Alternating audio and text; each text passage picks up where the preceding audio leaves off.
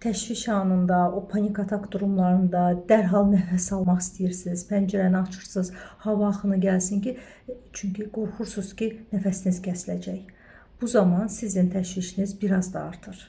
Yaxşı olar ki, sadəcə olaraq təşvişin əlamətlərinə diqqət yetirəsiniz, onu izləyəsiniz, artım sürətini nəzarətdə saxlayasınız. Sizinlə heç nə olmayacaq. Çünki panik atakdan hələ heç kəs ölməyib. Təşvişin əlamətləri sadəcə olaraq sizi qəfil yaxaladığına görə sizi qorxudur. Bu bir adrenalin hissidir. Hesab edin ki, avtosiqnalizasiya işə düşür ona görə ki, yanından pişik qaçdı və bir müddət sonra o siqnalizasiya sönəcək. Biz sadəcə olaraq gözləməliyik.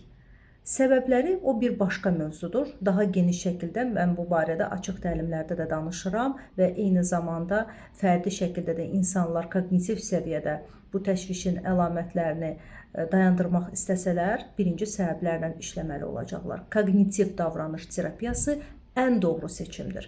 Amma hələ ki, özünüz özünüzə nə cür kömək edə bilərsiniz? Bax, bu vərdişlərinizi dəyişmək üçün mən sizi dəvət edirəm qrup terapiyasına. Fərdi şəkildə yazılmaq istəməsəniz, qrup şəklində bir başqa insanların misalında belə, onlarla bərabər öz əlamətlərinizə qarşı, belə deyək də, mübarizə deyil, onlarla əksinə dostlaşaraq bu vərdişləri dəyişmək istəsəniz, yaxşı olar ki, qrup şəklində bizim terapevtik görüşlərə qatılasınız. Həftədə bir dəfə 1 saat buna zaman ayırın, çünki təşviş və həyəcanla yaşamaq məcburiyyətində deyilsiniz.